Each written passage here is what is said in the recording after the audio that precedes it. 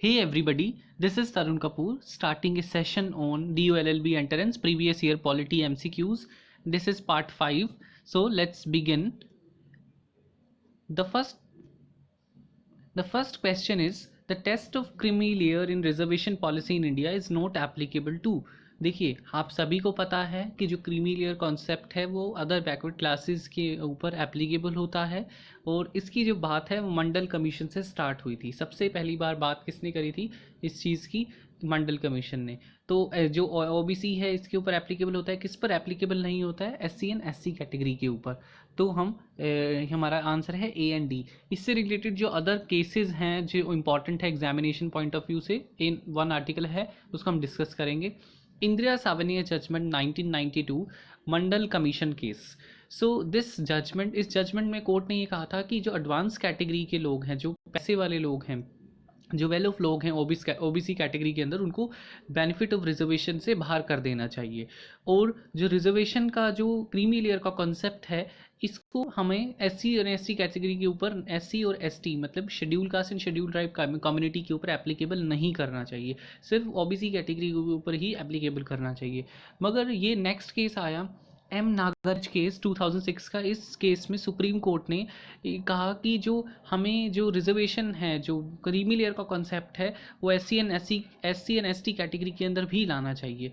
और साथ साथ में एससी और एसटीज़ के प्रमोशन के लिए पब्लिक एम्प्लॉयमेंट में कि किस तरीके से उनकी बढ़ोतरी की जाए पब्लिक एम्प्लॉयमेंट में, उनको पूरा करने के लिए 3 कंडीशंस को साथ साथ ध्यान देना है। कि गवर्नमेंट ने कहा कि हम कोर्ट ने कहा कि गवर्नमेंट इंट्रोड्यूस कोटा नहीं कर सकती है जब तक वो पर्टिकुलर कम्युनिटी बैकवर्ड नहीं है।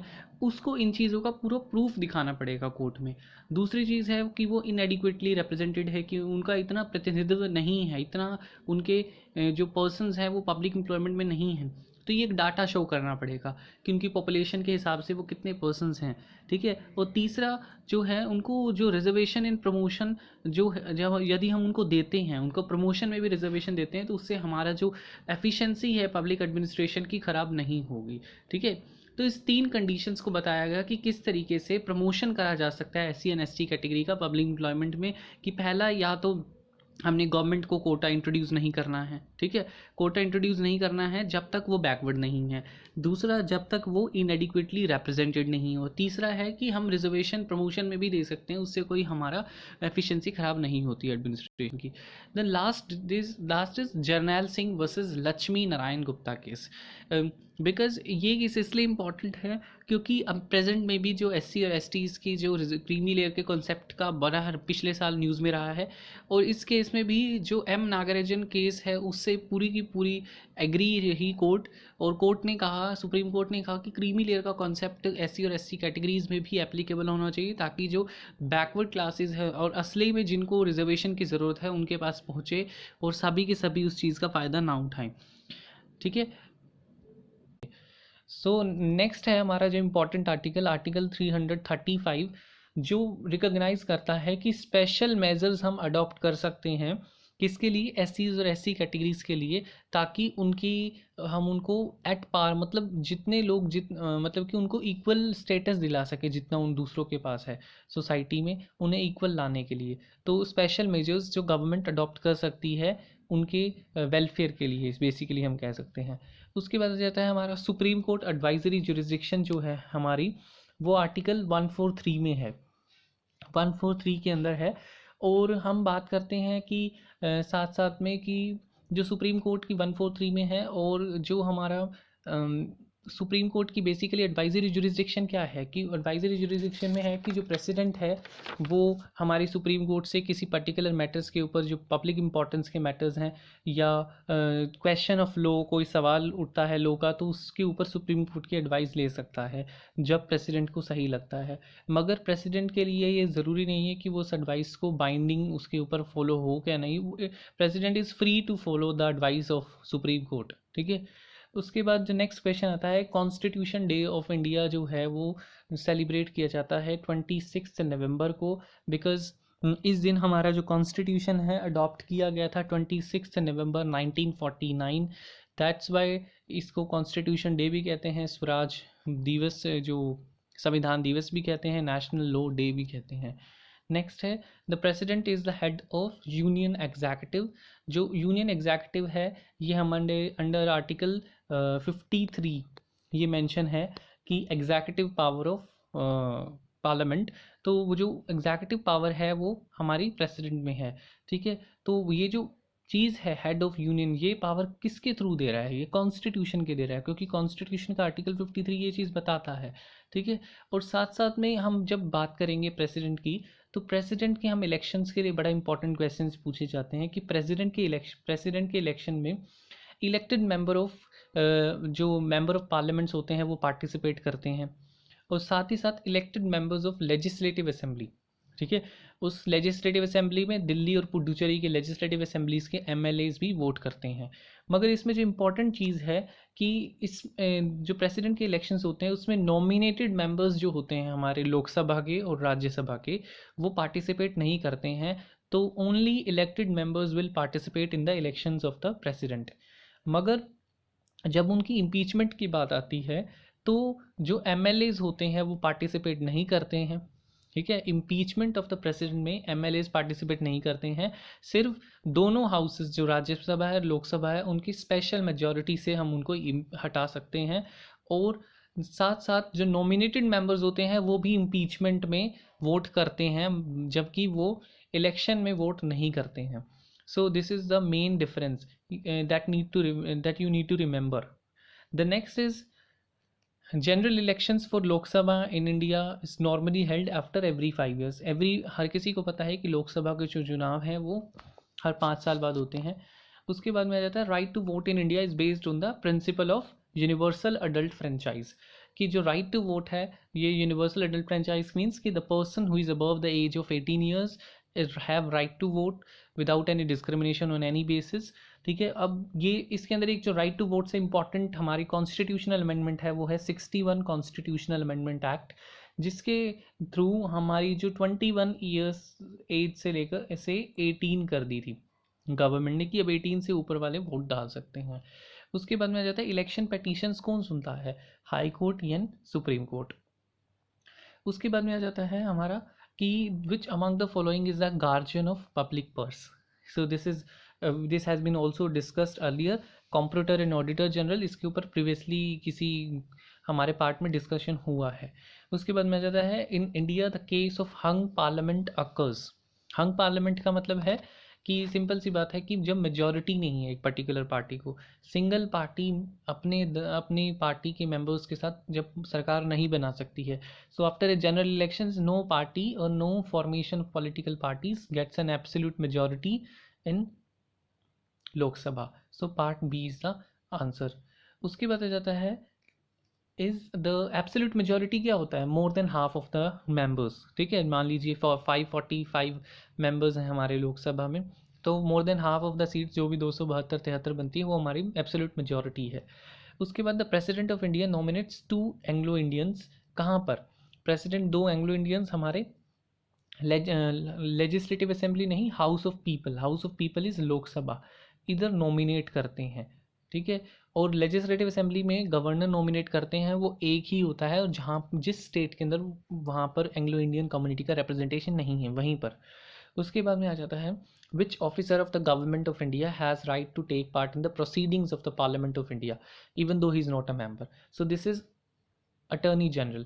जो अटर्नी जनरल है उनके पास पावर है कि वो हमारी पार्लियामेंट की प्रोसीडिंग्स के अंदर पार्टिसिपेट कर सकते हैं चाहे वो मेंबर्स नहीं हैं, मगर उनके पास राइट टू मतलब वोट देने का अधिकार नहीं है, मगर इवन वो राइट टू स्पीक भी है उनके पास, वो वहाँ पर बोल भी सकते हैं, ठीक है। और दोनों हाउसेज ऑफ पार्लियामेंट में इवन जॉइंट सीटिंग में भी बैठ सकते हैं, वो जॉइंट सीटिंग होती है, ठीक है। मगर उनके पास वोटिंग का अधिकार नहीं है। उनके जो अटर्नी जनरल है उसके पास सभी प्रिविलेजेस और इम्यूनिटीज़ होते हैं जो एक मेंबर ऑफ पार्लियामेंट के पास होते हैं। इनसे रिलेटेड कुछ अनदर फैक्ट्स हैं कि attorney general is a highest law official of the country, ठीक है, and he is responsible to assist the government in all its legal matters. क्योंकि जितनी भी कोर्ट में काम होते हैं गवर्नमेंट के बिहाफ पर अटर्नी जनरल जाते हैं या सॉलिसिटर जनरल जाते हैं, जो इनके अदर ऑफिशियल्स होते हैं जो इनको असिस्ट करते हैं। सो जो लीगल मैटर्स के लिए रिस्पॉन्सिबल है, हाईएस्ट लॉ ऑफिसर हैं। एडवोकेट जनरल है तो वो highest law officer of the state हो जाएगा। प्रेसिडेंट अपॉइंट करते हैं अटर्नी जनरल को, और जो अटर्नी जनरल है ये प्लेजर ऑफ प्रेसिडेंट, मतलब कि प्रेसिडेंट की मर्जी से ही इनकी टर्म चलती है, इनका टर्म कोई फिक्स नहीं है, ठीक है। जो इनका कोई टर्म फिक्स नहीं है, ना ही इनके कॉन्स्टिट्यूशन में इनके कोई रिमूवल का कोई प्रोसीजर मेंशन है। And the person who is appointed, जो भी पर्सन अपॉइंट होगा वो इतना क्वालिफाई हो कि वो सुप्रीम कोर्ट का जज बन सके। अब सुप्रीम कोर्ट का जज बनने के लिए 3 कंडीशन चाहिए कि या तो 5 साल के लिए आप हाई कोर्ट के जज रहे हों किसी न किसी हाई कोर्ट के, या आप 10 साल के लिए किसी हाई कोर्ट में एडवोकेट रहे हों, या आप प्रेसिडेंट के ओपिनियन में एक एमिनेंट ज्यूरिस्ट हों। अब जो हमारे करंट अटर्नी जनरल है वो हमारे के वेणुगोपाल हैं। ये 15 है, ये क्वेश्चन भी आ सकता है। उसके बाद होता है, it is the duty of the state to safeguard the forest and wild life. अब ये कौन सा है हमारा, ये 48A है।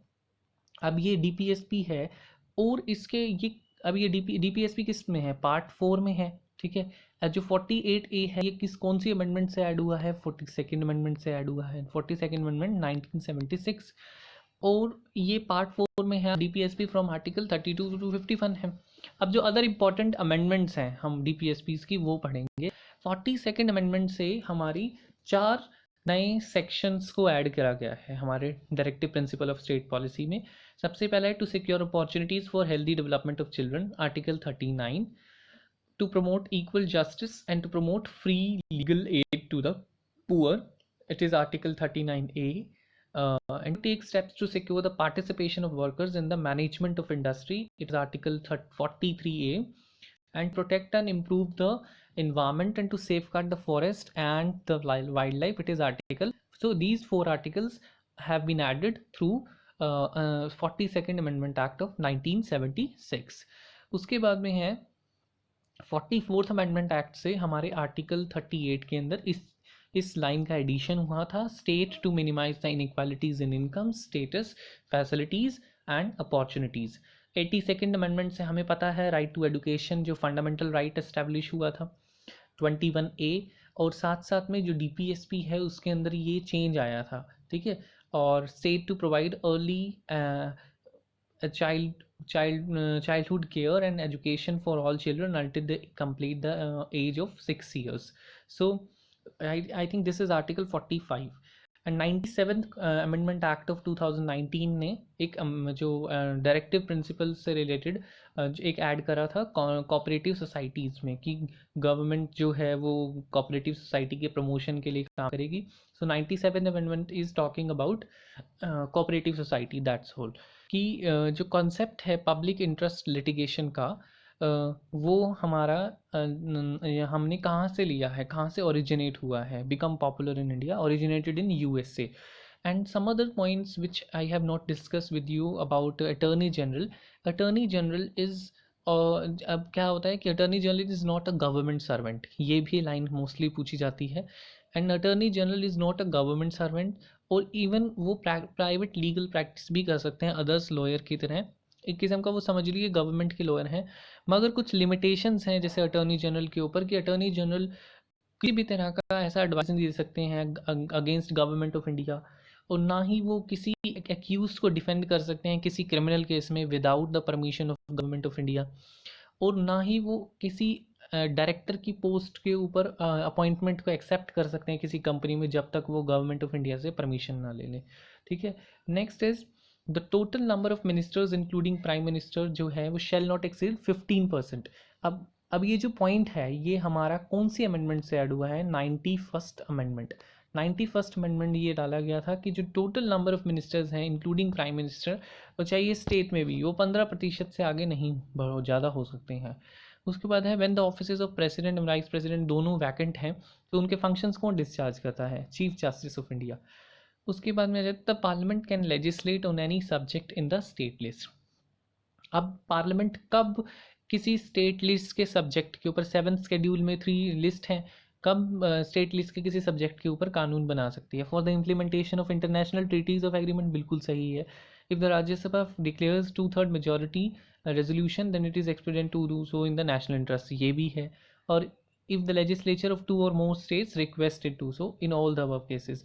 सो ये सारे आए हैं कि सो डी इज़ आंसर, कि इन तीनों केसेस के अंदर हमारी जो पार्लियामेंट है वो स्टेट लिस्ट के सब्जेक्ट के ऊपर लॉ बना सकती है। नेक्स्ट है right to free education in constitution, कहाँ से है ये, हमारा आर्टिकल 21 है। सो हमने पहले डिस्कस भी करा है 86 कॉन्स्टिट्यूशनल अमेंडमेंट एक्ट, ठीक है। उसके बाद में आ जाता है, सो थैंक्स फॉर वॉचिंग, यही हमारी videos. Please if you have any doubt post in the comment section, and please like, share the videos and subscribe my channel.